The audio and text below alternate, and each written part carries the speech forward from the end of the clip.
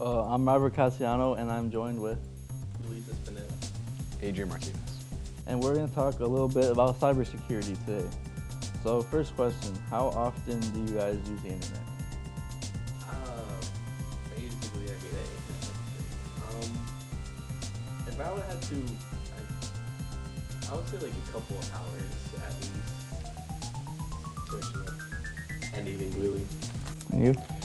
Yeah, well, like nowadays when you think about the internet, it's really intertwined with our lives. It's really, truly, if you're not connected, it's really hard to like access the same resources anyone else does. So, like for millions of us, it's really just we access it on the daily. Yeah. So, what do you guys primarily use it for? If I were to say, for me personally, it's more of entertainment. But you also use it for other things. Like for example, school is a very big one. Every day during school, you had to go on it like at least 7 times a day. Right. So.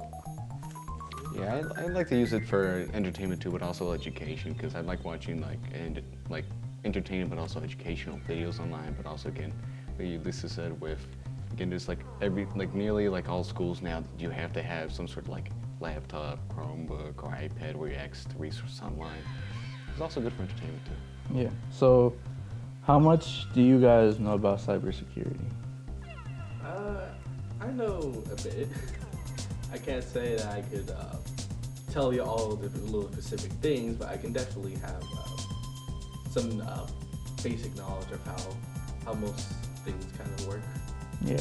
I'd say I probably had like a bit more since I'm a second year at the program, and I'd say I know a bit. I like to keep a bit informed with the news that's coming out. For example, like Lurie's Children's Hospital. Right now they suffered a cyber attack. I think their internet's been down for like 2 weeks now, I think. So, with the rise in AI and stuff, do you think that that would cause a threat to cybersecurity? Definitely. With the introduction of AI, now many malicious codes that could be used by hackers could be almost made instantaneously. So, you don't even need a lot of knowledge of IT or even any just to even create these codes. Anyone could just simply put in a prompt saying, I want this code to do these type of things, and then it can build at least a basic code, which even though we have precautions against, everyone may not be protected in the same senses, so it could still cause devastating damage if used correctly. As in, how much of a threat is to cybersecurity? Yeah, I'd say it is a bit of a threat. How much of a threat it is to cybersecurity's job security? I'd say it's quite the opposite. It's going to definitely increase the job market for cybersecurity researchers. Because again, like Ulyses said, the barrier for entry for reading cyber attacks, it's dropping. Like with the introduction of generative AI like GPT, Google's Gemini, and Microsoft's whatever they have right now, it's dropped significantly. Because again, you could just enter a prompt, or you can give like multiple examples of different malicious programs. You could just essentially tell AI, give me a code that can look like a game, but give me access to someone's computer. And it'll just generate it for you. You can just send it to whoever's suspecting victim. But again, it's kind of like an arms race, so to speak, because then it's creating a bunch more vulnerabilities and potential for attacks and people.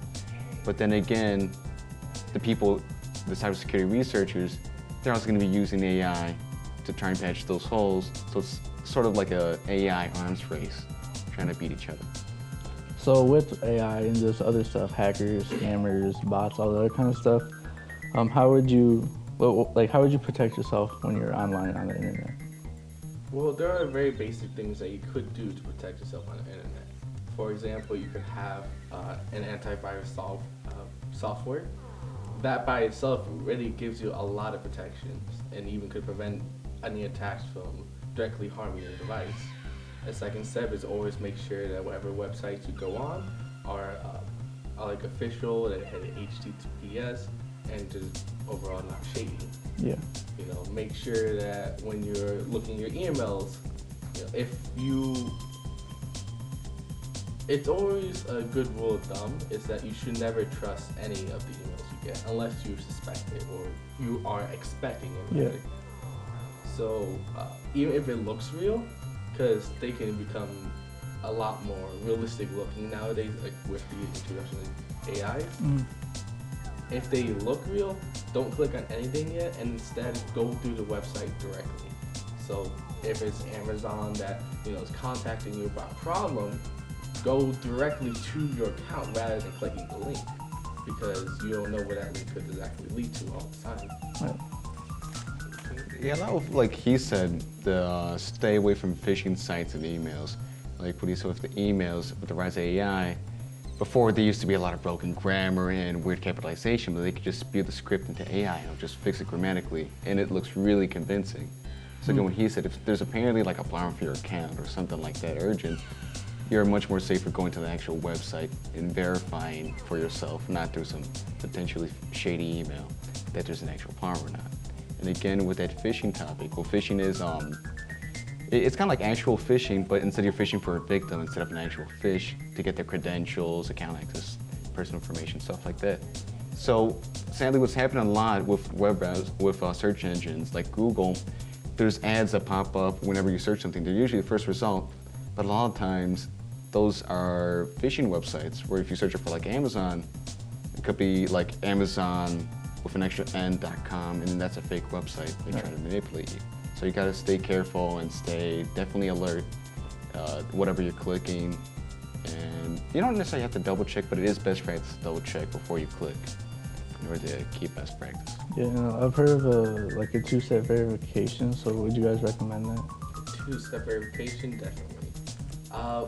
With two steps of verifications, there is not a lot of attacks that could even harm such a system. But there are still ways around it, which you still have to be careful of. Right. But the ways around it aren't as directly as an attack on the two-step verification itself. It could be actually through a technique called social engineering. So, as you know about phishing emails, hackers, or in this case, what we prefer to use, threat actors, people with malicious intentions, may instead contact you directly. So they may come up with like maybe on that email they have a number that you had to call. So you call that number, and then they kind of act like your your customer representative or support or someone of that type of role.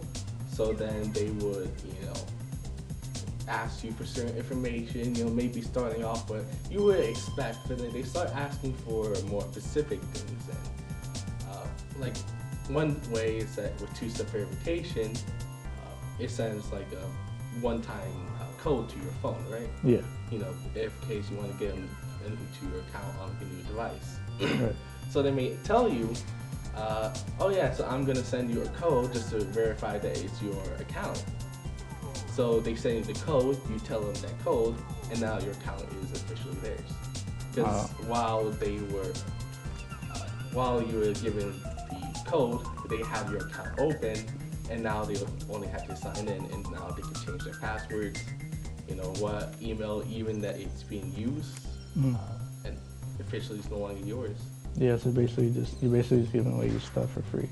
Exactly. Anything you want to add? No, you definitely enable two-factor authentication. Because whereas, let's say a security breach happens in a company, your password's on the internet. If you have two-factor authentication, someone can't get into your account unless you confirm it through your phone or whatever your second factor is.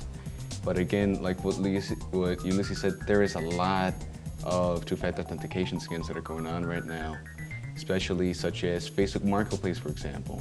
Because I had a cousin that was searching for a Nintendo Switch. There's a lot of these fake listings that say Nintendo Switch.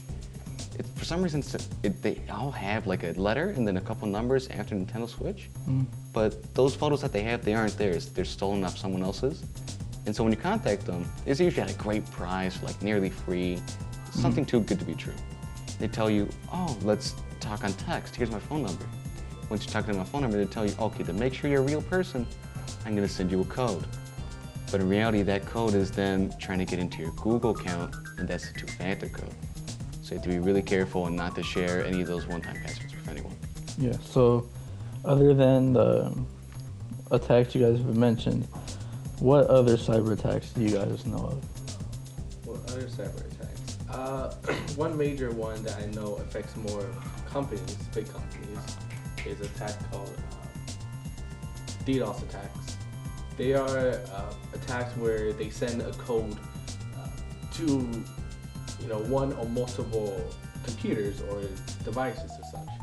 And this code never actually really harms the computer per se, but instead what happens is that the attacker would then send out an activation code of sorts, and then it would start sending a bunch of requests to the company's servers. All right, thank you guys very much. That was really insightful. Our pleasure. Pleasure.